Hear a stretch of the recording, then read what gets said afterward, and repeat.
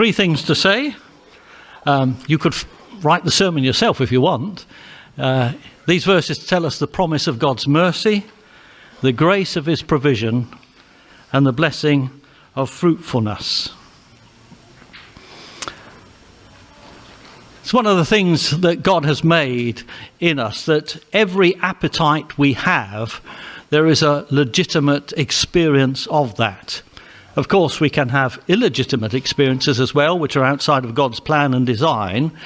But every need that we have, God has provided an answer, a satisfaction for that. And as people, we hunger and we thirst. And God has provided that for us. And when I was a child, I fancied something. In our days, we had a pantry, a cold pantry. We didn't have a fridge or anything like that, yeah.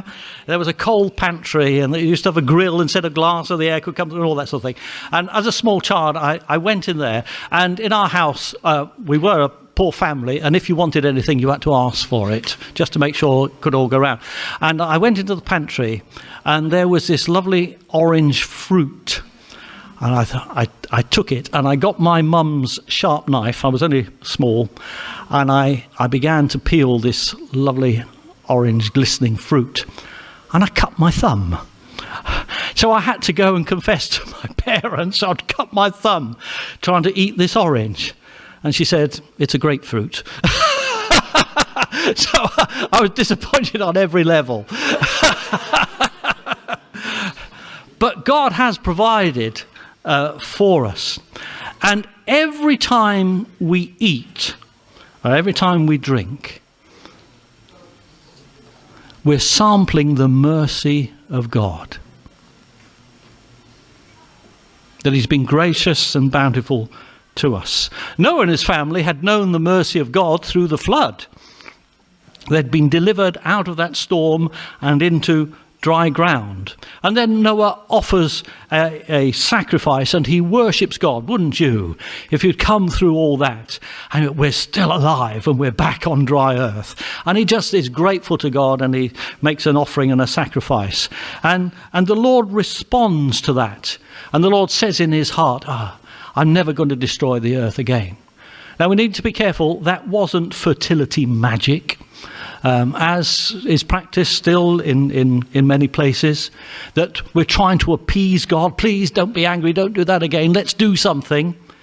In fact, the Lord still had great concern for the world, even though there is this new start after the flood, because he knows the condition of people's hearts.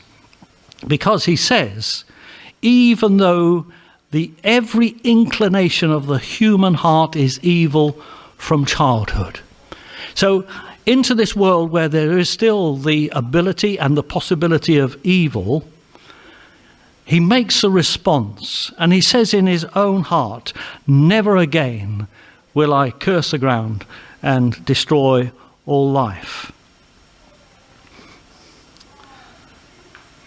Some commentators reading that have given God a bit of a bad character, put a bit of a dark side on him. And they've read into that God saying, never again, well, that didn't work. Well, I tried that, and look, they're still evil, they're still thinking bad thoughts, I'm not going to do that again. No, it's not that sort of response. Even though every inclination of the heart is evil. That doesn't mean to say everything we do is evil, but it does mean to say that everything we are and everything we do is tainted with sin. When the rich young man came to Jesus, he said, "Good teacher." And Jesus said, "Why do you call me good? There is only one who is good, and that is God, who is absolutely pure, and in him is no sin at all." So within us, as Bob, that lovely song he sang, that there is this sin, there is this evil bent within us, which can be dealt with. But even in spite of that, God says, I'm going to make a promise. I'm going to make a covenant to you.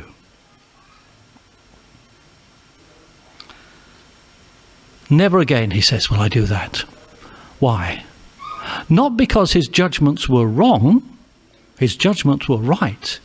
But here we get that lovely verse where mercy triumphs over judgment. Into this fallen world, I'm going to make this promise. I'm going to grant this grace. So when we eat and when we drink, when we have lovely food and a variety of food, we are eating a sample of the grace and the mercy of God. We haven't been given what we deserve. And neither have we been given what we do deserve. It's a mark of the promise of his mercy. Every meal is that. And of course it culminates for us as Christians in the meal that Jesus shared with his disciples. And it was a meal, it wasn't just bread and wine, they actually had a meal. And at that meal, it signifies, as the bread and wine come together, judgment and mercy. And for us as Christians, every source of the mercy of God comes because of Jesus. It's because what we did deserve was laid on him so that we can receive the mercy of God. So the harvest is a sign of his mercy. It's also a sign of his provision. And compared to the chaos that would be in human civilization and the chaos that wars inside the individual, God sets in motion a regular pattern for the earth. There's this echo. There's going to be seed time and harvest. There's going to be cold and heat. There's going to be summer and winter, day and night. And he sets in pattern a regular rhythm of life. Other people might know more about it than I do, but I'm also interested in popular science. I read the simple science. But the fact that our Earth doesn't rotate like that, but we're set at 23.5 degrees.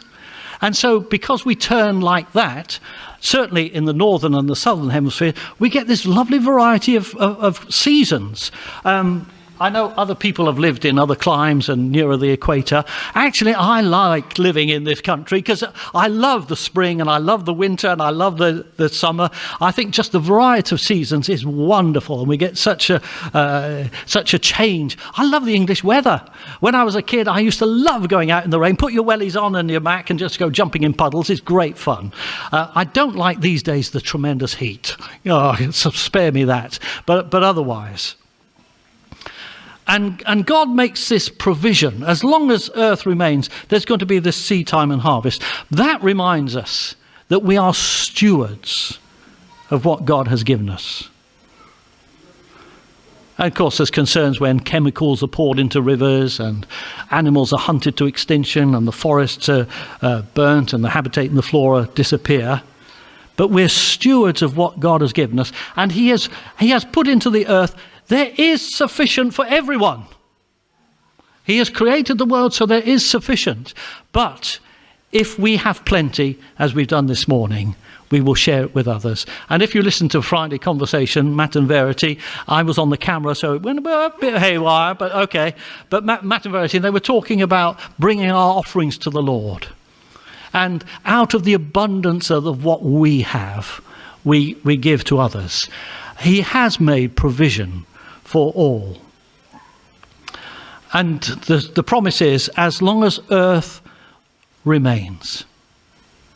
Now Jesus said, heaven and earth will pass away, but his word will not pass away.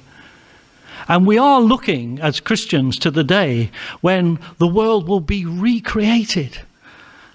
And all the chaos and the harm that is it, people, that there will be righteousness, peace and joy over all the earth. We used to sing a song which says, and the glory of the Lord will cover the sea. No, I've got it wrong. Filled with the glory of God as the waters cover the sea. That's it. And we're looking forward to that day. And God has said, until that day, I'll make provision for you.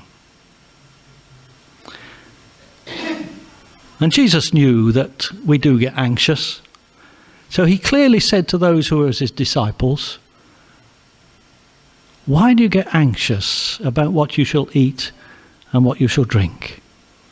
Seek first his kingdom, and the things that you need for life will be given to you. Now there are seasons, and the scripture testifies, and many of us in this church know the experience of that there are seasons when we shall be in want, but then as a community, the abundance of others supplies our need. But at times we shall be in plenty. So out of the storehouse that we have, we supply the needs of others. And so this grace that is given to us is shared amongst people. And so that all the needs can be met. The grace of provision. And then finally, the blessing of fruitfulness. That's a creational principle. When he established the earth, he caused the plants, the vegetation to be seed-bearing, and the animal population and the human population would be seed-bearing, so you can reproduce after your own kind. And to Noah and his sons, to this community of redeemed people, he says, now go forth and multiply and be fruitful and fill the earth. And that isn't into a world which is sin-free, but he is saying to those who've come through redemption, I want you to fill the earth. Now, we know that there's also the possibility that the earth may be filled with violence and sin and corruption and disobedience, rebellion against God. And that's the story of the Bible. That's the story of redemption that goes right through the Bible. And Jesus said, yeah, that's how life is going to be. It's the parable of the wheat and tares.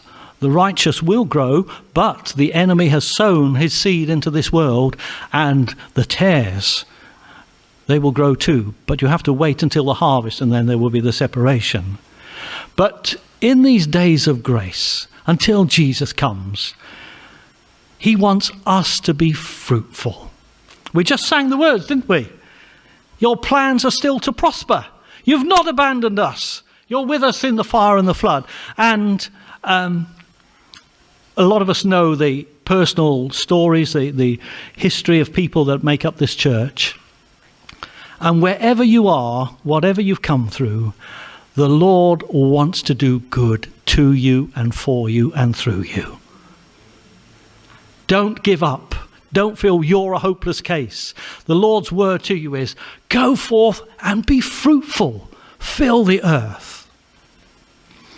Ultimately, his plan is the restoration of all things until we all attain to the likeness of the Son of God.